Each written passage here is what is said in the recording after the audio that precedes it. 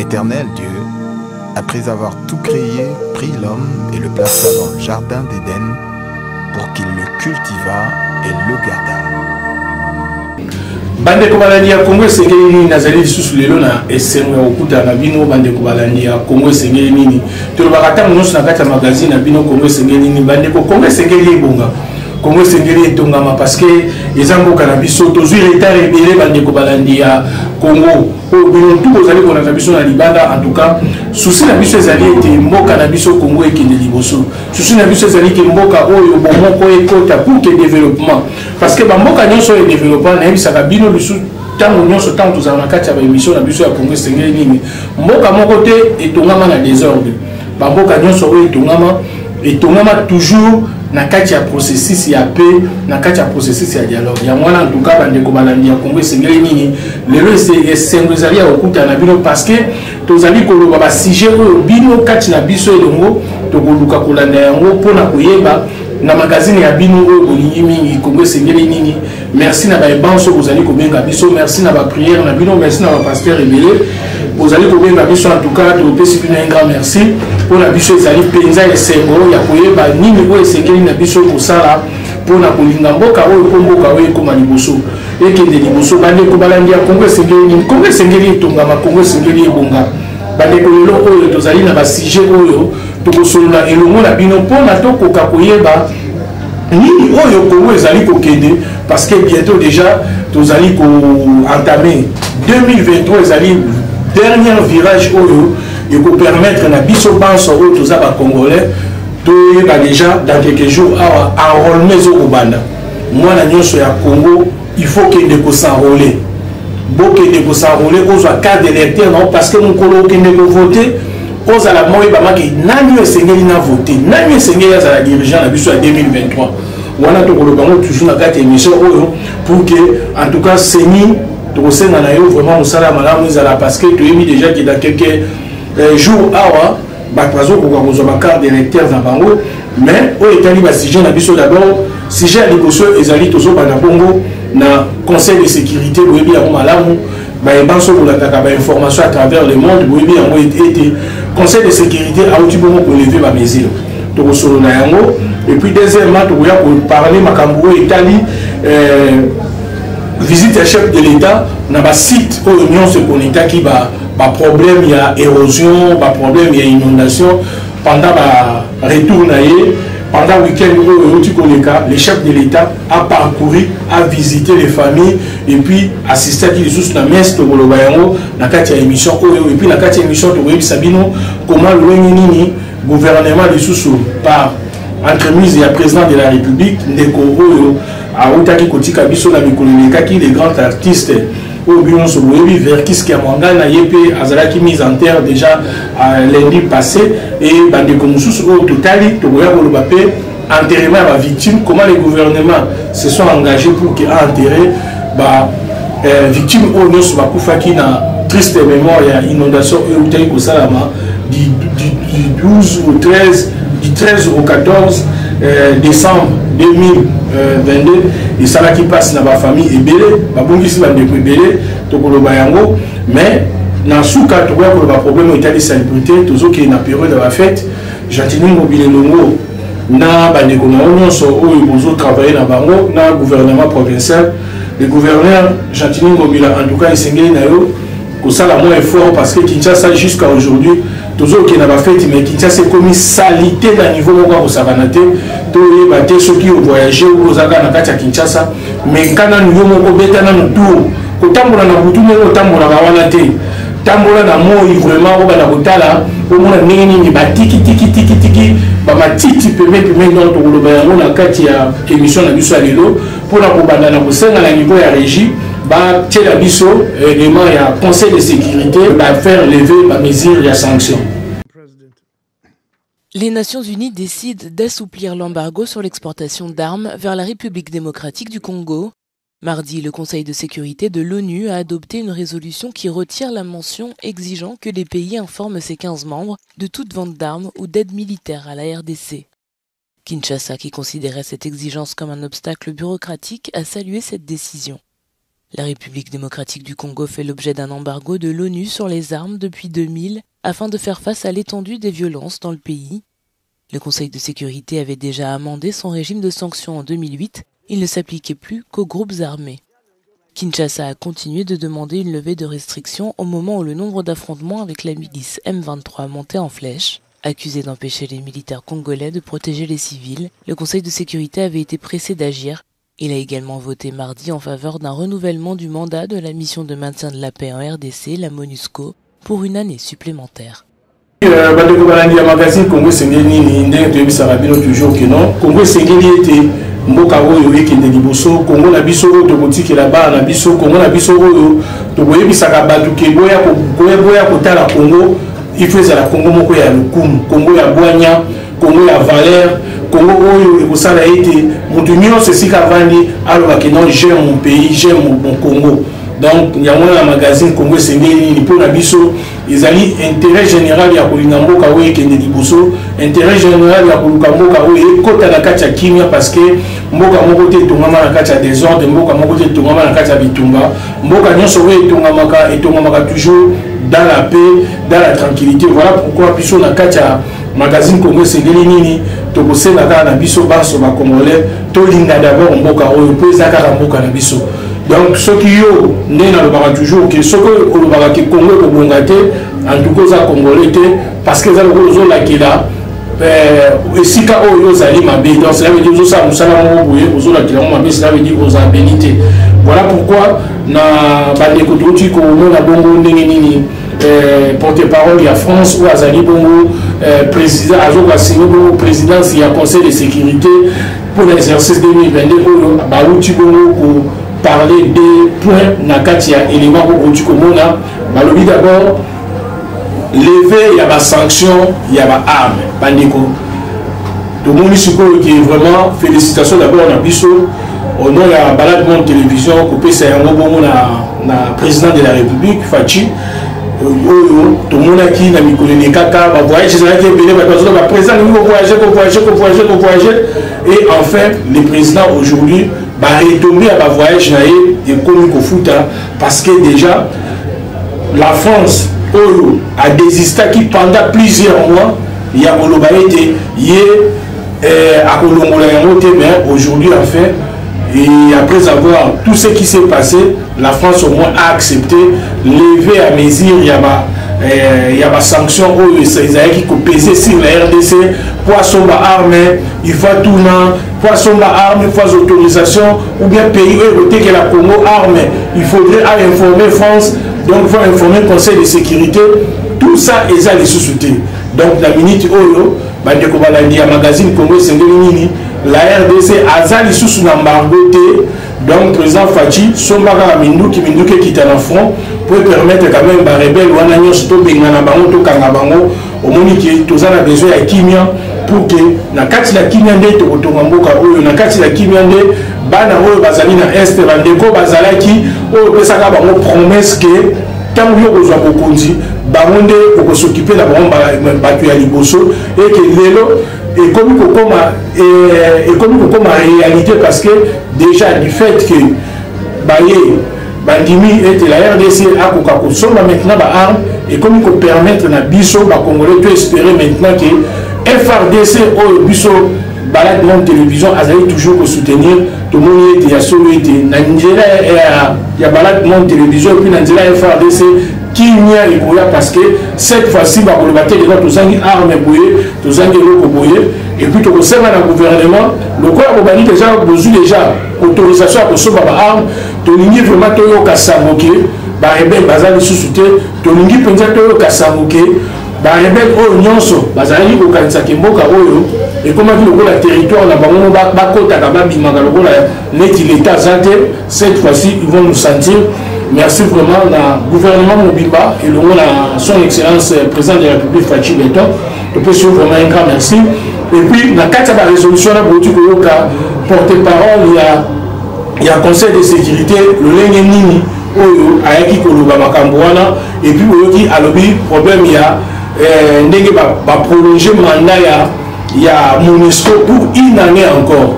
Donc, du fait qu'il y a prolongé le mandat, il y a une année à Monesco, Nesika wana, Tolingi d'abord tout sur le mois Mouké, parce que tout le monde a qui et le gouvernement avait pris des décisions et que Monesco n'est pas kenné. Mais aujourd'hui, on n'a pas compris le Conseil de sécurité a saigné Monesco à Koka pour vendre les sous une année dans le Canabiso. Mais cette fois-ci, il faut collaborer dans le groupe ou force et maintien de la paix où ils allaient collaborer pour que va mettre ennemi à l'extérieur. Il y a toujours le babou. Na union ces alaki ko salama na union ces alaki koleka to yokaka to monaki to talaki to yokaki au besoin monaki union so au Monesco ezali ko peser sur bango. Est-ce que cette fois-ci bako comme un exemplaire ce bako comme exemplaire vous amana parce que tant to nanaki secrétaire général il y a Nations Unies alors baki yango alobi ke Monesco aza na ba arme oyo ekoki kobundisa ba rebelle.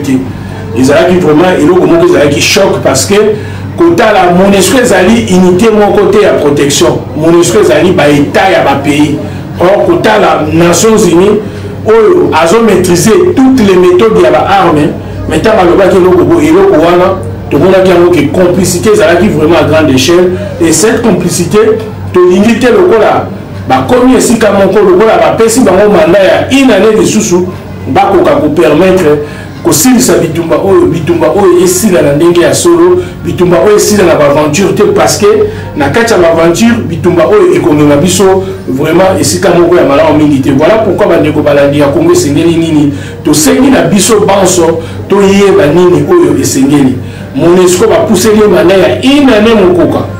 Donc bandeko une année wana tolingi pe na une année wana to cette fois-ci population ACP là et ça la lokola te que non ndenge elekaki na minoko elekaki que non a des ordres de bimi Monesco bimi c'est eloko boye la population akufi eloko la tolingi suko yoka yango te parce que population akoki kokufa te tant bino boye ko ça maintien de la paix population akoki kokufa te. Voilà pourquoi na nzela ya magazine na bino Congo esengeli nini na kati ya chaîne na bino balade mon télévision tosengi vraiment cette fois-ci en tout cas tolingi tomona un grand changement oyo ekoya kosalama pour que toyeba ndenge nini ya kopermettre population na biso oyo baza na est bavivre dans la paix parce que 2023 ezali année électorale 2023 tolingi ete bango mpe bayeba ndeko na biso oyo baza na niveau est bakoka ko voter même jour na biso et ça la malokola te et ça la na 2018 oyo bandeko na biso ya est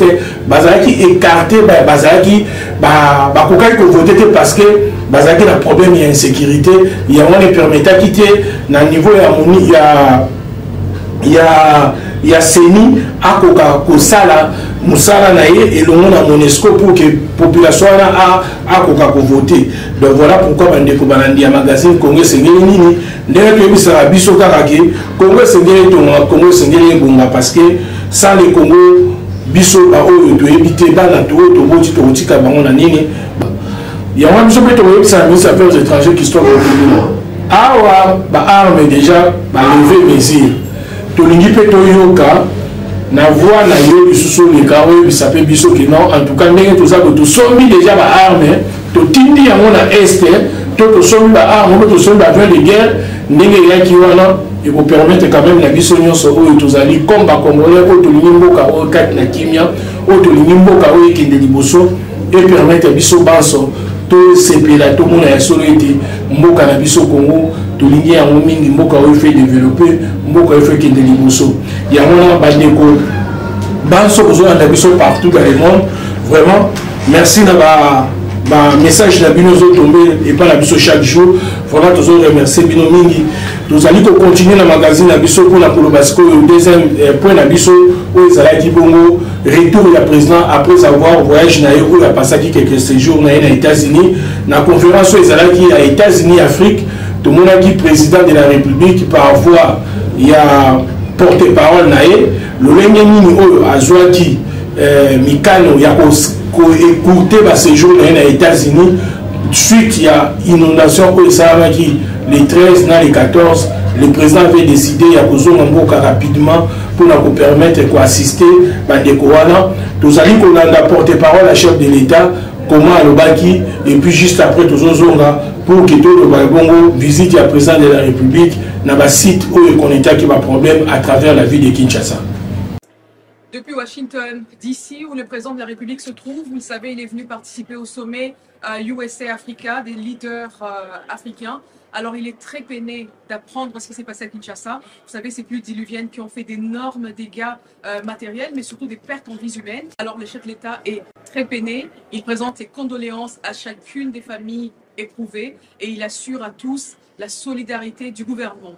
Alors, le chef de l'État a tenu à arrêter toutes les activités auxquelles il devait participer aujourd'hui pour tenir une réunion de crise avec les officiels congolais. Vous savez, il y a des ministres qui sont présents ici, ainsi que des membres de son cabinet. Donc, il les a tous réunis pour tenir une réunion de crise. Et il a eu le Premier ministre au téléphone qui lui a fait un rapport détaillé de tout ce qui se passe à Kinshasa.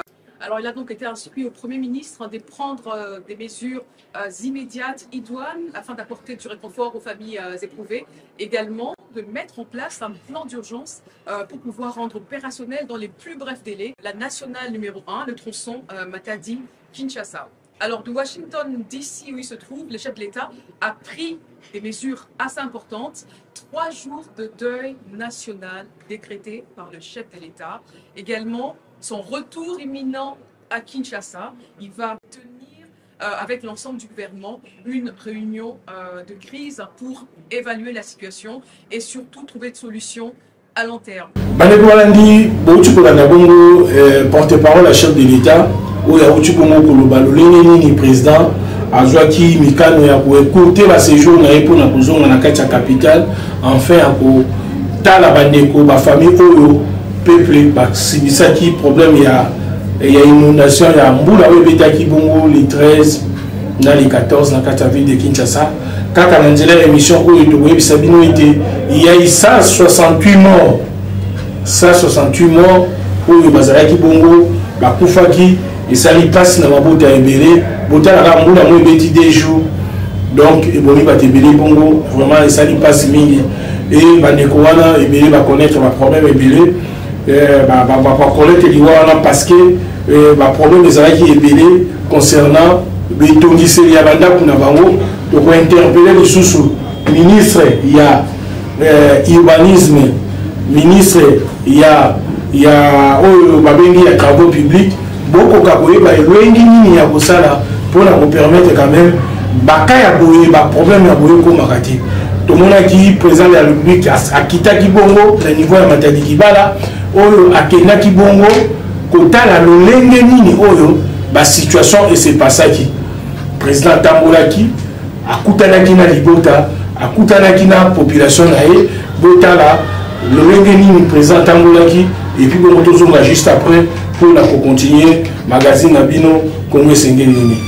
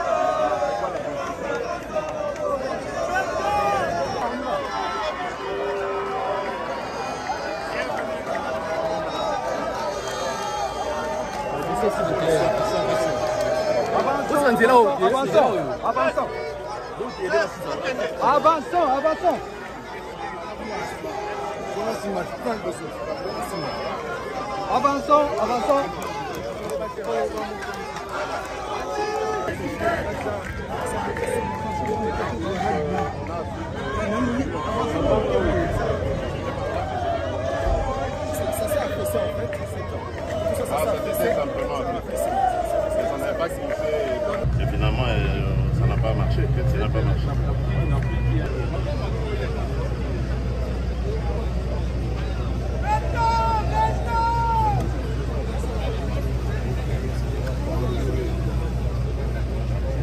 C'est eux qui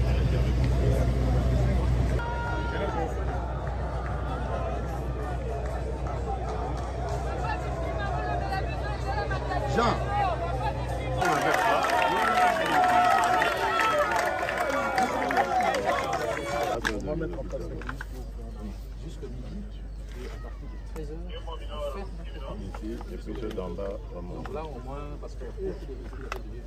Oui. Mais vous, non, mais vous, un mois, vous accordez le terrain qui est accordé. Vous allez questionner ce personnage. Ils sont en train de faire fini ça. Il faut qu'on arrête ça. C'est terminé. On doit refaire.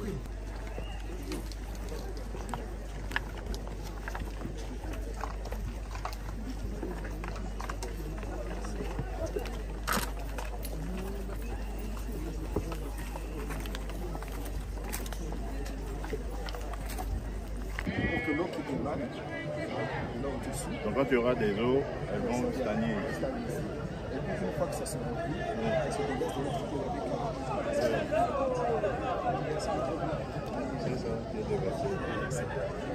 oui, mais est-ce que ça ne va pas aggraver le fait?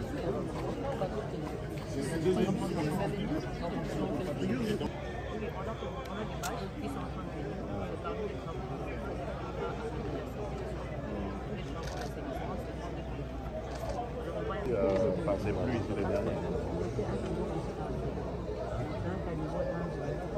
Ah, c'est le riverain qui a été mais c'est toujours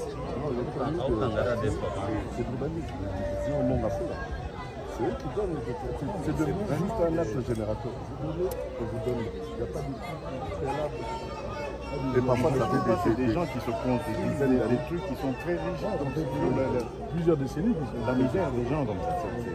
Cette destruction est vraiment un nettoyage. Deux ou trois personnes qui sont là-bas de ça, mais c'est pas comme une petite d'arrêter les premiers là. C'est une négligence. Deux personnes qui sont parties. Sur cette route, même ici, même dès qu'ils prennent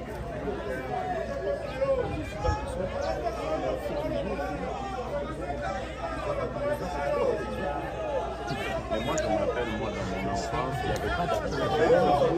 Ça n'existait pas. On passait ici, c'était la brousse, il n'y avait rien.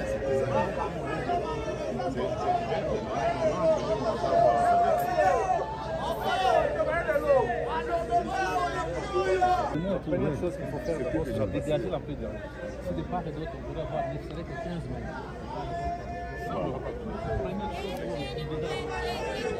C'est des trucs qui vont vite, en même temps là-bas.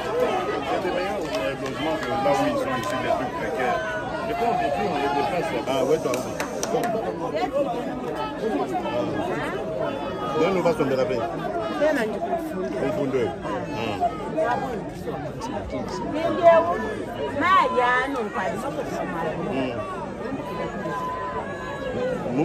Kuishida yokukuishida munene kwa. Abwelele. Abwelele mwabe utujewo. Mais quand dit maman du bois l'eau pas tomber dans moi de canouille. Autorisation ils sont pas le bon de quand moi de bois nous va dans début. Nous va campagne kakouyi nani autorisation wa kusomba to quand on est dans kusomba moi de to bikengela no mwanga la chana na masikonzi ni mikala no peta ndu ya ngwe bikengela kunumbusha no mwabe mais quand on a tout ni pata to tu twanshkui baka tu tie tu fia tu lo kuma na mpenyo mushindo kunumbusha no mwanzo kuno teka mwabo wa sana ni ba no butula mvula ni no butula bonso Pignon il n'y a pas de moi béo, mais ni ni petit à petit ni fika toi ni confond de beaucoup quoi. Bakwena umuntu uthumwe na bani basangisha nokuba kwenze bwali ukweda nikatsheni kune ni bobi na badi banu fesa autorisation ya kuibaka kibena bobu bena chibau kibobo bantu bakukwata kibobo kabena mokunu walu mwabe umlufu ki mwabo wa kusombesha bantu to no monu mpilo chijenze bantu bafwa babu. Oui, d'accord. Biso tozali awa na nsima oyo ezoya oyo ezoluta liboso boye ezalaki vraiment mo ekweyaka ya nsima ebukaka na entrée wana place mai ekitela ekotaka prince vraiment kwa ntango balongoli nde ebuki mais bato baki kotya fibre optique ntango batimoli mabulu fale bakunda normalement bango nde baye kobebisa lisusu deuxièmement yango mbulu ebetaki ya lundi mardi yango ekreaki désordre nyonso ekoti bakundi vraiment kokunda te na otero batimolaki na ndenge bazongiseli mabele ekokanaki te soko opimi na prince oyo soko matambo omonaki mai likolo boyutaka makasi eyaka ebele ezalaka kanalize te bato batongi bandako kuna bakanaliza bambai te ntango ezoya eyaka ebele kobandisa bino awa normalement eza basite moko bokoka kovanda pamba boye te ifale babongisa nanu ndenge ozoloba kokanalize bamai wana so embule koya kokanalize mpona bato bazwa problème te mais sikoyo nde batiki bino boye toza expose toyebeti lisusu ya modele wana susu bato baokufa ebele donc on ne peut pas continuer comme ça mayo ekei ekatiti boye na ngambu ekati prince eketi na ngambu na matali bona carrière kuna nesko place esali batememi potopoto donc soko koti aveni 3e de la république okokoka oleka kutu te na makolo parce que eza pasi awa tozosouffrir kote biloko nekosali biso awa depuis tozalia ça fait déjà au moins 2 ans depuis nazalia 2 ans mais yo ntango oyaki nakoli na quartier oyo nauti na se na venu salem place mais est ce que bato bazalaki toujours ebele bo tozalaki bato ebele parce que awa ezalaki na nzela ya koleka comité ya quartier tovandaki toza kosolola mpona babongisa awa place tobwakaki basalite baya koalfate nzela ezonga lwa aveni ya bato ya likolo boye edwa mateke boye esuki baso tokoti boye aveni osuka quelque part veni osukelaodiscute na comité ya quartier po tosala yango bongo na mai na makambo ya nzela eloko toza kobundela mai te ekomaki awa faye balekisela biso so esukaki quelque part réel problème mpo bato kuna bazwaki te yango bakataki à sens wana mais awa ezalaki faye basala nzela mpo tobundela bamba moko bon tolukela yango mayele ozala mais biso ngai eloko ezobangisa ngai je reste encore ici oui bambula mosusu eye nazobanga vraiment mama oyo aza na nsima alors mais nazobanga ke emema susu surtout likolo ezokuta likolo kuna mai likolo vraimen ekitaka te bakosa te mai vraiment likolo ekitaka te mai oyo ezokoti ozosala dega eza oyo epesali mpenza dega eza oyo eza mai oyo sotali na nzela oyo etayame oyo eza ya mai donc c'est que jour ya mbula wana mai ekomati baniveau totya mai ezali mpena ebele ezokita ekita lokwa rivière parce que Mboule esili ba 6 heures mais mai continue toujours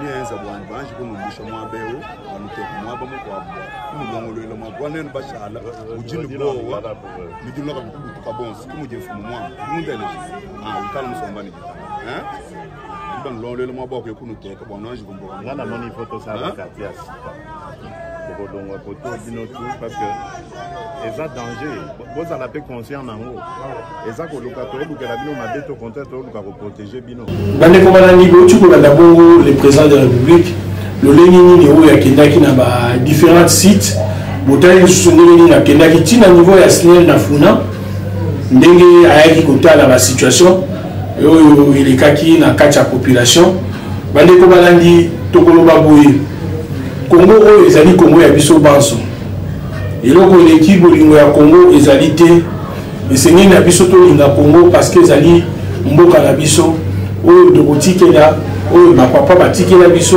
oyo biso mpe tokotikela génération oyo ekoya mais esengi nini bandeko balandi ya magazine Congo esengeli nini esengeli na biso toyeba ya solo ete mboka oyo il faut tozala na bato oyo bazali ya bwanya tozokoloba toujours na kaka magazine na biso Congo esengeli na babricoleur te parce que tomoni ke tout autour ya bato bazali kokamba bisika ebele baza nde babricoleur baza même pas bastagiaire parce que stagiaire aza motu oyo ayekoli mosala nani azangi nde expérience ntango aye akovanda na motu oyo ayebi nde akozwa expérience mais président de la république tozali toujours koyebisa yo ke na gouvernement to na institution to na ba niveau ya ba département mosusu oyo etali bongo conduite ya mboka en tout cas eza na babricoleur baza ebele babricoleur wana bango nde bazokosala ke mandat na yo ekokita mwa kokoso yango ezosala ke baproblème ebele sur la société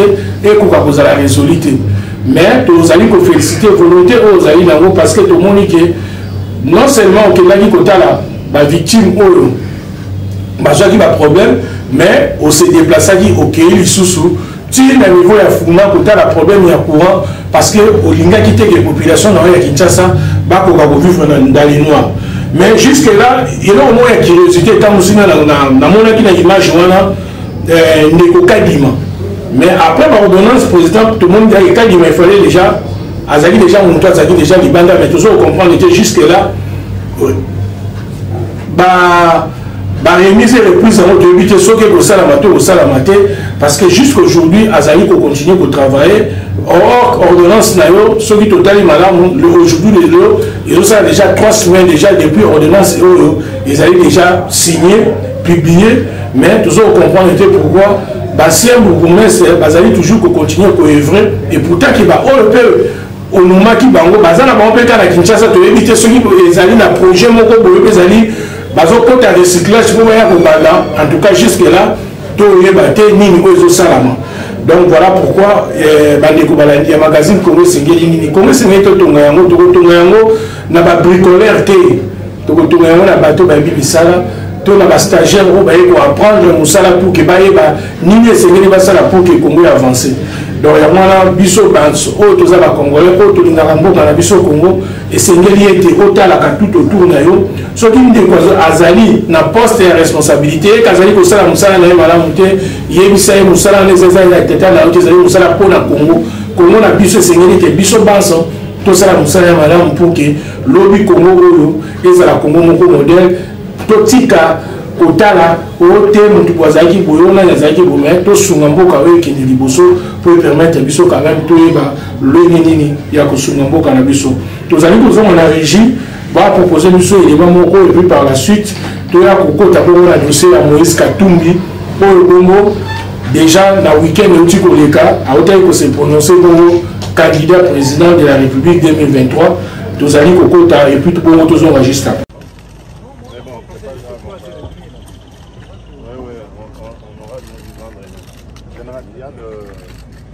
On va ouvrir la circulation aujourd'hui.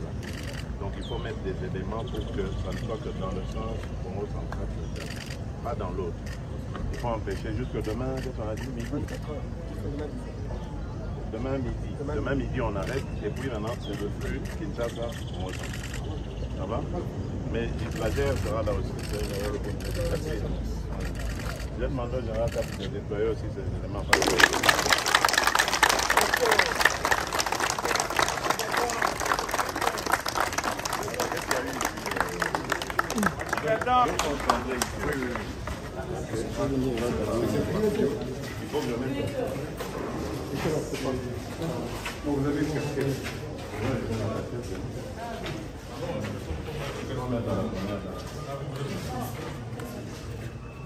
Et donc ça, c'est des constructions anarchiques. Oui.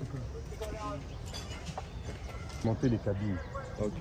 Il y en a pour de nous, n'a plus de. Il y a une partie qui n'a pas, mais. Et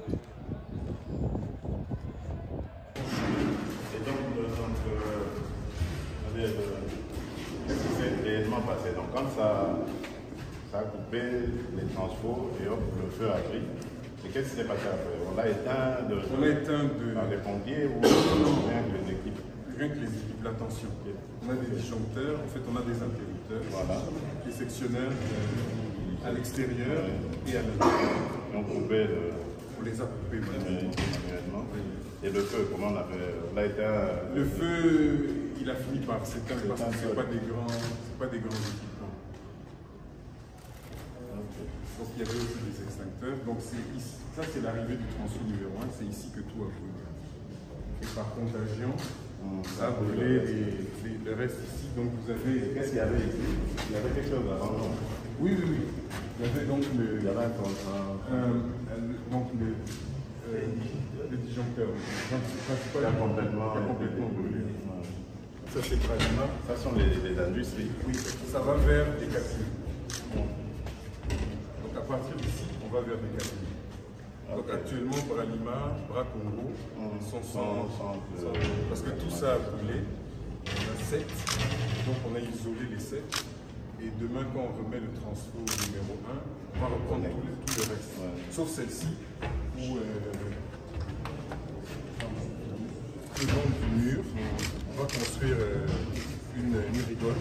Voilà, qui permettra que quand l'eau rentre en grande quantité, elle puisse ruisseler vers l'avant. On a des puisards.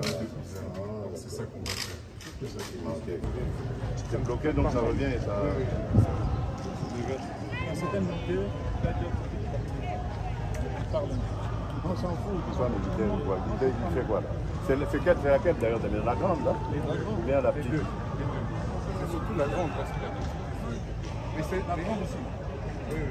Mais cette zone-ci, en fait, c'est la servitude. Voilà. Ici, c'est 220 000 volts. C'est-à-dire que ceux qui habitent là, c'est des enfants ou des personnes qui dorment là, ils sont dans le champ magnétique en permanence. Et vous voyez, on a le même phénomène. Ça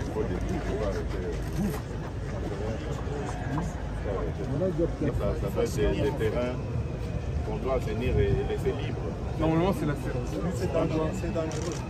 Dès que c'est propre, les sorciers vont. On peut faire juste un couloir pour les eaux. Oui, mais le couloir est là, la rigole est là. C'est-à-dire qu'ici, c'est donc, on doit nettoyer complètement. Parce qu'en fait, on est sur tous les murs. Ouais. Mais si on le fait dans l'état actuel, voilà, il commence à exiger un truc ici. Au-dessus de tout.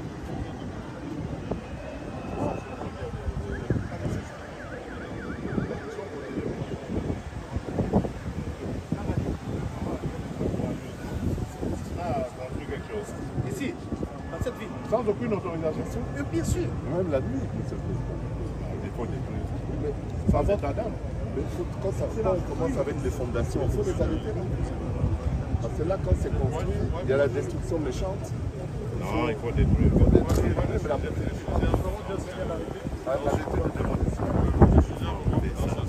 je vous ai dit, il faut arrêter cette histoire de sentiments, il faut dégager ces gens, mettre tout le monde en ordre. Voilà maintenant ce qui est arrivé à la SNEP, à cause justement de ce genre de construction. Alors nous, on doit mettre des sentiments là où des gens sont complètement impitoyables et causent des dégâts à des centaines de milliers de foyers. Mais voilà. Les engins étaient là ce matin. Au nom de quoi? Les engins étaient là ce matin pour démolir. On a vu avec le mais en amont, moi j'insiste qu'il y ait quand même un petit contrôle sur ceux qui délivrent. Voilà. Et des sanctions, oui, des sanctions. Parce que ce sont des gens qui ont fait tellement de dégâts. On ne peut pas passer sous silence. C'est souvent ces fameux, comment on les appelle, les conservateurs. C'est souvent eux qui sont à la tête de réseaux mafieux. Je crois que quand vous avez signé l'ordonnance sur le guichet unique portant un seul portail pour avoir un permis de construire. De responsabilité. Oui, mais ça doit aveugler, parce que ça risque même d'avoir un effet boomerang sur ses propres personnes. Parce qu'ils ont des familles, donc ils peuvent pénaliser même leur famille à cause de ces constructions qu'ils autorisent. Il y a des dégâts et puis des membres de leur famille sont en train. Bandeko wana nde magazine Congo esengeli nini bandeko toye tozongi lisusu na magazine ya biso oyo tozali kosepela nango bongo tozali kolanda tous les jours na kati ya etando na bino ya Balade Monde Télévision. Bandeko balandi Congo esengeli ye te, Congo esengeli ebonga, Congo esengeli ekende liboso, Congo esengeli tolinga mboka oyo parce que yango nde tokotikela bana na biso Congo oyo ya valeur, Congo oyo ya bwanya, Congo ya baintellectuel tolingi ete bandeko banso esika bozali bolanda biso vraiment na bokebi banso parce que tout le monde qui a mon coloya dimanche la tongo le président Katumbi ou Azali bon président ensemble pour les changements à partir il y a RFI en France a annoncé qu'il bon Azali prochain candidat président de la République et puis dès son retour na Lubumbashi et na niveau à congrès va investir comme candidat prochain candidat président de la République. Bandeko balandi tolingi kimi na kati ya mboka oyo. Tolingi ete mboka oyo ya biso Congo ezala pe diriger na ba oyo pe balingi mboka oyo parce que soki mokonzi olingi mboka oyo ya solo okodirige mboka oyo malamu yango wana tokosenga mpenza na seni cette fois-ci mosala esalama vraiment malamu pour que ba oyo tokoluka totya bango na place qu'il faut. En tout cas, il faut bazala bato balingi bolingo ya Congo, o balingi Congo, o bakozala projet de société, o bakozala kaka na maloba te. Yango na bandeko seni azbandi déjà enrôlement ezobanda déjà dans quelques jours. Oyo tosengi na bana nyonso ya Congo kende kosenrôler. Parce que il faut yeba que na 2023 débat contradictoire ekozala. Débat pour dire kozala ba candidat président de la République akoleka na débat. Si le débat wana tolingi tolanda yango na bacondition ya malamu tolingi ete débat wana ntango ekosalama totala vraiment nani oyo yo ntango ozokende kovote ye otala ndenge nini oyo motu nini oyo okoki kovote bokende kovote mpona sentiment te mais ntango yo ozwi carte eza engagement moko monene ya carte d'électeur yo ozwi député okovote nani député national, député provincial, sénateur, gouverneur et bandeko balandi et puis boye ba été na niveau ya ba commune peut to voter ba bourgmestre peut to voter bango ya wana bourgmestre kozala ye moko ta kozala pena ba conseiller communal ba douana nyonso peut to voter bango biso population peut to tala nani yo to voter nani esengeli to voter po ezala te que non to votaki kaka mpona kovote te to vote nani oyo toyebi tokoki kovote po ezala malamu mingi mpona kopermettre quand même mboka na biso oyo Congo ekende liboso yango wana bandeko balandi tolandaki président Moïse toyoki bato na ye toyoki ye moko mpe ndenge nini auti koloba mpona biso tokosenga na régie batiela biso extrait oyo président Moïse alekaki bongo na niveau ya RFI mpona koloba ete azali bongo candidat. Il y a élection où ils allaient courir bon en 2023, tout le monde toujours juste après. Moïse Katumbi, chef de parti, homme d'affaires et ex-gouverneur du Katanga, a annoncé vendredi 16 décembre sa candidature à la présidentielle, prévue le 20 décembre 2023 en République démocratique du Congo. Je suis candidat car la situation du Congo est chaotique et car je dois sauver un peuple en danger, a-t-il déclaré dans une interview diffusée sur RFI et France 24. Katumbi affirme avoir une vision et un programme pour reconstruire l'armée et la sécurité du pays et pour créer des emplois et refaire les infrastructures, selon ses dires. Lors de son intervention télévisée, Moïse Katumbi a pris officiellement ses distances avec l'actuel pouvoir en annonçant son divorce avec l'Union Sacrée, la coalition présidentielle qui soutient la candidature du président sortant Félix Tshisekedi. Katumbi a précisé que sa propre candidature sera garantie par un congrès de son parti, Ensemble pour la République, qui se réunira lundi 19 décembre à Lubumbashi. Bandeko balandi magazine Congo sengeli nini Congo sengeli ebunga Congo sengeli tongama Congo sengeli tolinga bolingo ya Congo eleka nyonso parce que soki tolingi Congo te tokolinga esumboka nini parce que oyo eza Congo na biso yango na kosenga na bandeko baso bozali kolanda biso basuggestion baremarke na bino eza vraiment la bienvenue bosala mpe lokola bandeko mosusu oyo bazali bongo kosabone bokoki kokota na page na biso officielle Balade Monde télévision officielle bokoki kosabone botindelaka mpe bato mosusu balien boyeme bapage na biso ekozala esengo mingi mpona kopermettre oyo magazine na bino Congo esengeli nini e na kopesa message oyo ya bolingo ya Congo amour du Congo oyo kolinga e permettre mboka na biso ekoka kodévelopper pour que totika kozala basentimentaliste toti koyebisa bino ete 2023 ezali année électorale tokovote baconseiller communal tokovote babourgmestre tokovote badéputé national provincial et puis tokovote basénateur et puis bagouverneur na yango bandeko balandi ya magazine Congo esengeli nini esengi na biso banso oyo tolingi mboka oyo tozala na bolingo yo ndeko oyo ozali kokende kozwa carte d'électeur na yo na bureau de vote ntango ozozwa ezali responsabilité kovote motu te po apesi yo polo kovote motu te po apesi yo casquette to apesi yo bière to apesi yo kopo aloso biloko wana nyonso yo moko okosombango yo moko okosombango donc eza biloko oyo ezali ya koencourage te il faut koboya biloko wana tala moto oyo kokende kovote moto wana azorepresente nini parce que ntango vote akozala mpona 5 ans Si vous avez voté Mabé, il y a 5 ans pour subir pendant 5 ans. Donc, tous à la exemplaire, tous les nini pour que tu regrettes tes conseillers communaux, tu votes qui, Azane aventurier, Azane soulard, ou vous avez mal à monter parce que vous avez tu fais 5 ans, tu fais 5 ans, voilà pourquoi il y a Bolingo ya Congo za liboso, bolingo ya Congo et permettre biso quand même to lingamboka oyo pour que to yeba nini o seigneur to ça pour permettre mboka na biso et que de liboso. Bande ko balandi to zali toujours au côté magazine na biso faut yeba ke na moment auto zali ko ça magazine oyo ezali bon na président na biso de la République Félix Tshisekedi Tshilombo azali bon que séjourner na Mbandaka. Pourquoi qu'il y a Mbandaka? Parce qu'il y a conférence des gouverneurs au sein de Makuna. Dans la conférence des gouverneurs, ils ont l'occasion où le président de la République a pour ça le lancement officiel. Il y a 145 territoires.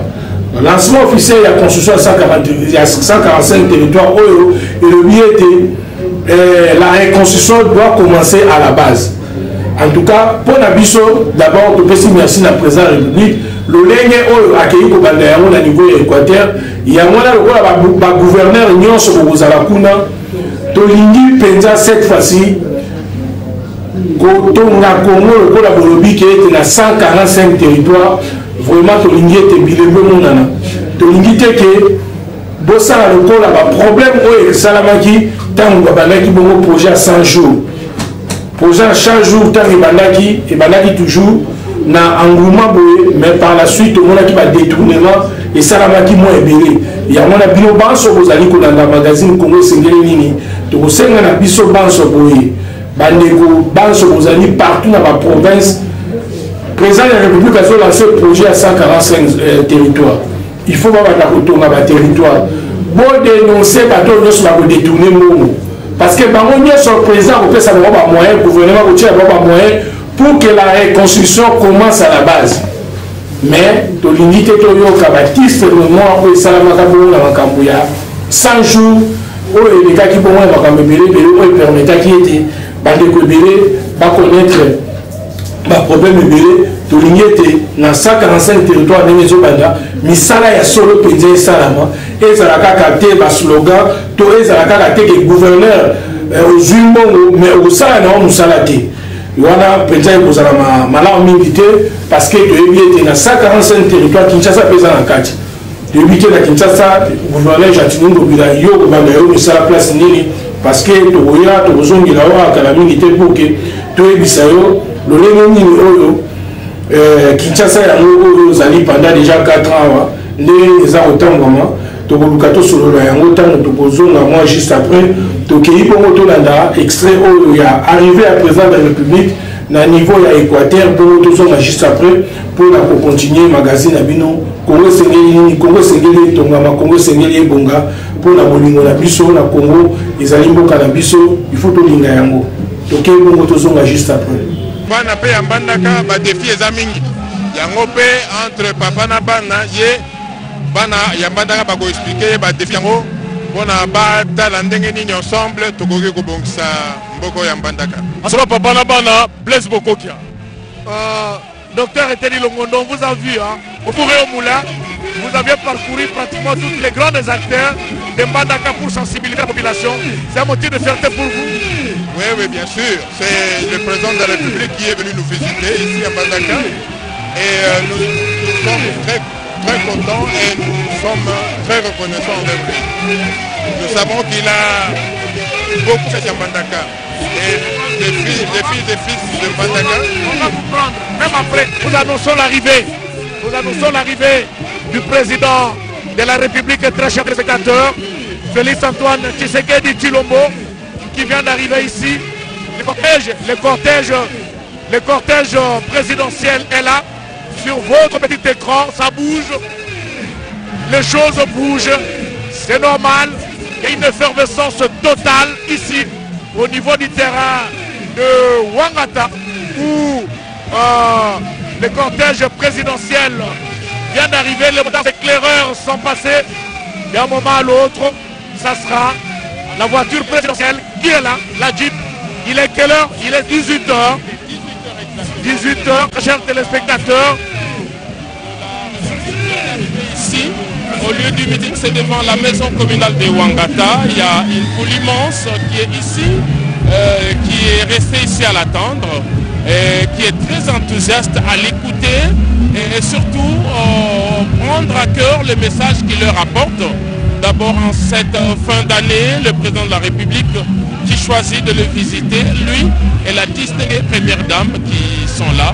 Voilà. Ils viennent ici et qui vont s'adresser à ces milliers de Mbandakés et Mbandakés qui sont réunis, regroupés ici pour écouter le président de la République. Les voilà qui est déjà là. Il salue la population massée ici. Il va bientôt prendre place devant la tribune qui a été érigée ici pour lui et la distinguée première dame avant qu'il prononce les premiers mots en lingala pour s'adresser à cette population. Je m'intéresse très souvent, très chers téléspectateurs, en tant que communicologue, à l'expression faciale, parce que la sociologie, la communication, c'est parmi les grands coups que nous avions appris à l'IFASIC. Regardez l'attitude affichée par le couple présidentiel, leur expression faciale, ça prouve la joie, ça prouve la gaieté, ça prouve la communion avec cette population qui a fait le déplacement de cet endroit depuis tôt le matin et qui a attendu le couple présidentiel à regarder. Regardez le mouton à Tombolo qui salue la population. C'est la joie immense ici jusqu'à Kusema. Il faut être Félix Antoine Tshilombo pour le vivre. Il est des moments où l'image se suffit en elle-même. Comme cette image du couple présidentiel qui fait son entrée ici sur le terrain de Ouangata, c'est dans la province de l'Équateur. Regardez cet endroit, nous avions dit que les prévisions étaient autour de 20 à 30 000 personnes, mais là, on est débordé parce qu'on est déjà dans l'espace de sécurité. Bandeko Balandia Magazine, comment c'est gagné Bandeko Bouchi, comment on a bongo arrivé à Mokonzi Mboka, Félix Tshisekedi Tshilombo, na province ya Équateur, bongo Bandeko, mondenge ni population ya Mbaki Mokonzi Mboka, pour la biso ezali penza esengo mingi ya komona ete mwana mboka Félix Tshisekedi Tshilombo, oyo bongo azali bongo président na biso nyonso, lolenge nini oyo Bandeko banso bayabaki esengo ezalaki makasi pour nous permettre quand même Mokonzi Mboka aïe baloleni nini il y a pour lancer travaux il y a construction à 145 territoires souci la biso les années boye bino ba gouverneur au ba pesi bino mbongo balobi bien que la reconstruction doit commencer à la base bandeko gouverneur botomba parce que biso tokotambola na Congo toko circuler pour na kotala pour na kosala ba investigation balade mon télévision. Très prochainement, déjà en janvier, on va descendre au niveau de la province. Togo Kenya, la province totale, va travailler à 145 territoires et comme place ligne. Pour l'unité, en 2023, et ça a tant de voter, basa na ba condition ya malamu batambola ba circuler malamu pour permettre mboka na biso ki ndeni boso. Ya mwana ba gouverneur tozali ko interpeller bino parce que bino vous allez représenter Mokonzi Mboka. Vous allez représenter politique à Mokonzi Mboka à niveau de la province et c'est bien na bino penza boye ba nini o esengeli bosala soki oyebi ke okokoka kosala mosala te kolia mbongo ya leta te ntango nyonso olisa mbongo ya leta na kese baluka moto mosusu akokoya kosala mosala oyo oyokoka kosala te yango wana bandeko balandi ya Kongo esengeli nini biso population esengeli tozala bavigilant esengeli ke toveille sur bato wana parce que mbongo wana bazotongela ba 145 territoire et aba mbongo na bango te eza ba mbongo na biso na bino ba contribuable congolais eza mbongo na bango te ba uti na ba famille na bango te bazali wana juste ba gestionnaire ya ba province donc ba gouverneur o nyonso boza ba province pour ba yango te biso na magazine Congo sengeli donc sala ba investigation pour quitter la province pour vérifier nani oyo abandi mosala nani oyo abandi te parce que tozala besoin mposa ete mboka oyo etongama tozwi retard makasi 62 ans après indépendance tala ndenge Congo ezali mais soki tozwi bamboka mosusu oyo bazwaki indépendance tanto nsima na biso to tozwaka na bango indépendance na moment moko baza lolengo toza na bango te. Voilà pourquoi bandeko balandi tozali toujours koyebisana biso na bandeko nyonso bozolanda biso tolinga mboka oyo. Soki tolingi mboka oyo bolingo ya Congo ekokende liboso, bolingo ya Congo ezali kaka biso nde fo tolinga yango parce que eza mboka na biso oyo tokotikela bana na biso oyo mpe bapapa na biso batikelaki biso yango. Yango na bandeko balandi tozali kolanda bongo elema ya obsèque ya ndeko oyo artiste musicien monene oyo autaki kotika biso Vertis Kiamangana enfin bakendaki kokunda ye bongo mokolo ya lendi tolanda yango bongo tozonga juste après pour que tocontinue magazine ya biso Congo esengeli nini. Yakundo Vertis Kiamangana yango euti kobima sikoyo mpona kokende na palais du peuple le du fort ya ZZ Vertis Kiamangana wazola nzimbu yango ezali kosalema sikoyo.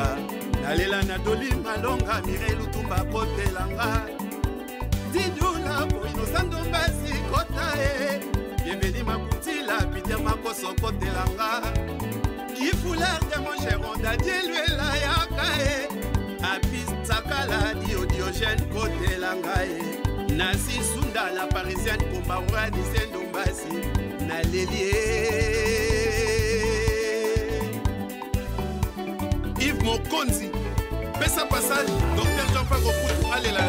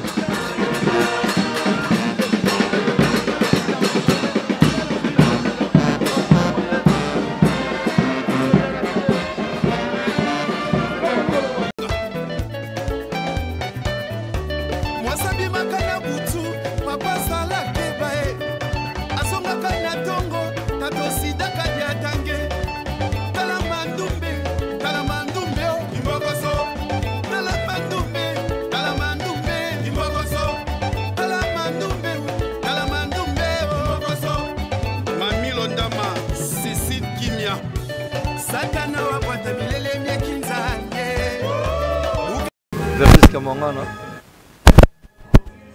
parce que Azalaki grand mécène oui apprécie quand même avantage à l'artiste belé pour le commis le lot à grand artiste dans le monde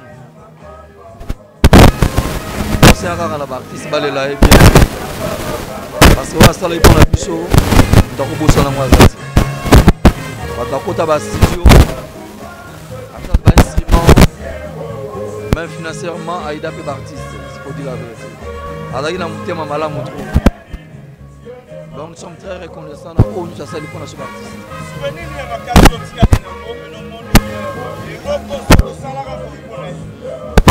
na ka wenge na ko baké biso neto bana après ça so vivre centre dans nos bêta va construire biso wana maman autant so ba difficulté avec tout ça bien nombre on peut acheter le bilan gratuit au foot à rien acheter matériel donc tu profites sans dépenser de l'argent surtout avec la besoin de financement tout ça on appelle ça donc on a maintenant il y a pas bon souvenir dans les béquets na maman on a quoi peu kolingati et puis na maman voilà qui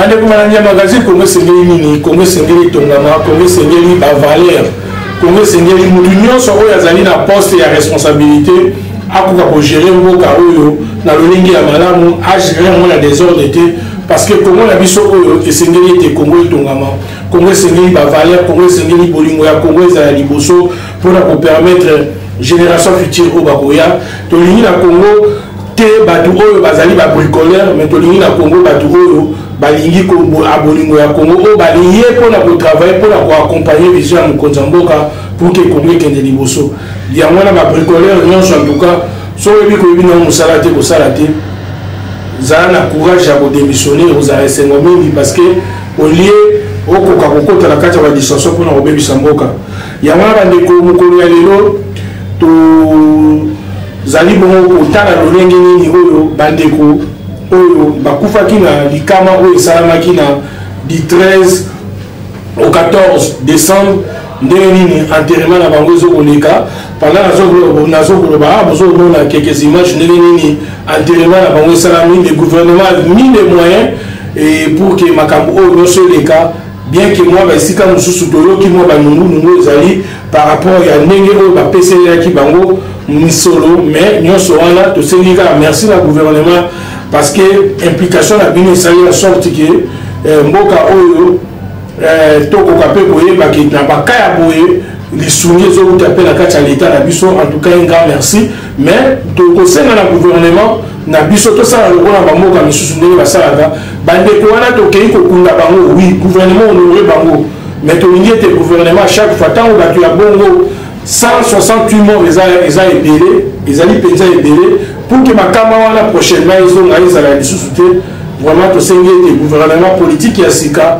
koyeba nini oyo akoki kotonga na place ya malamu mpona koyeba kopermettre mboka oyo ekende quand même liboso bandeko balandi ya magazine Congo esengeli nini Congo esengeli etongama bozwai komona wana ndenge nini bandeko bakei koenterre bango lelo vraiment topesi kaka mes condoléances na bafamille na bango nyonso bandeko baso bakufeli bandeko na bango et mpona biso topartage mawa wana elongo na bino parce que liwa ezali liwa nzela ya biso banso bino ezalaki vraiment oyo tolobakaki non ezali par imprudence ou par précipitation oyo esalami ete bandeko botika biso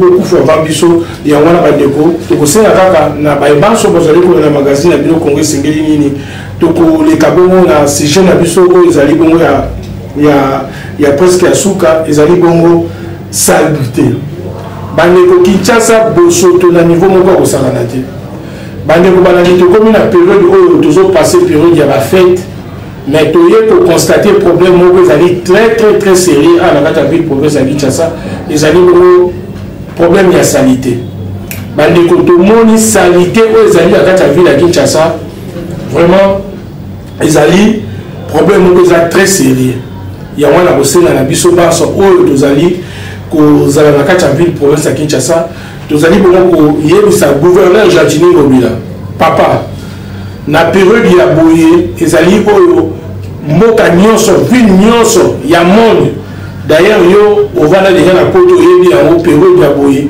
ezalaka période oyo moto nyonso fa sentir fête moto nyonso fa sentir propriété mais soki totamboli na kati ya ville province ya Kinshasa niveau ya bosoto donc bato bazosongo bazotyango kaka na batrottoir oyo ya nzela bazokangisa bamatiti nini oyo ezosala ke bato wana bakoka kotikaka basali te bongo gouvernement provincial gouverneur Jardini Ngobila magazine Congo esengeli nini ekosenga nango kaka ke période oyo tolingi ete tomoni otie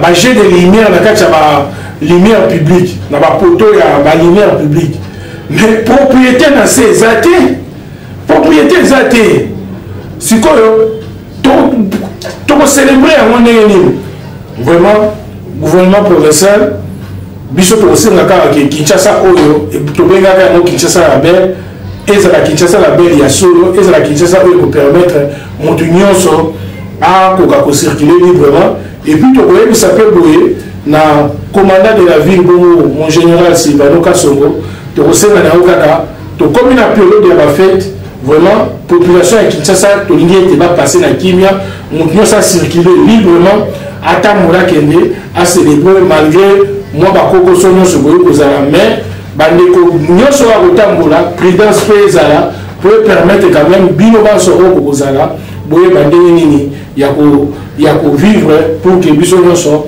tokota réunion ya 2023 na esengo nyonso mpe toyeba nini esengeli tosala pour na 2023 bandeko balandi ya magazine Congo esengeli nini tala ndenge toti kokoma na numéro na biso na suka ya numéro na biso ya lelo oyo tozalaki bongo na esengo ya kopresente bino yango mpona koyebisa bino magazine ya Congo esengeli nini esengeli Congo esengeli ebongama bino bayebanso bozali partout oyo bolingi mpe boya kopartage makanisi ya bino magazine ya biso Congo esengeli nini tozali wana tokoyamba bino mpona koyeba ndenge nini tosengeli tosala tozwaki bandeko misusu oyo bobengaki biso en tout cas baquestion na bino tokoloba yango na émission oyo boya bandeko balandi ya Congo esengeli nini esengeli tolinga Congo bolingo ya Congo nde eleki nyonso soki bozwaki baimage oyo possible ezalaki bongo ndeko Riko Ntambwe elongo na Iko Malela tobosani tuna te Gilles Chibam elongo na SP Bintu tobosani te bandeko banso oyo et puis la haute direction ya Balade Monde Télévision oyo bongo ezali bongo chaîne na bino ya proximité oyo bongo ekopesa bino ya malamu oyo ezali bongo chaîne thématique oyo ezali bongo kolakisa bino bolingo ya Congo tolinga Congo parce que eza Congo na biso bandeko amour du Congo liboso nde tokutani bongo na numéro mosusu ezali koya merci beaucoup.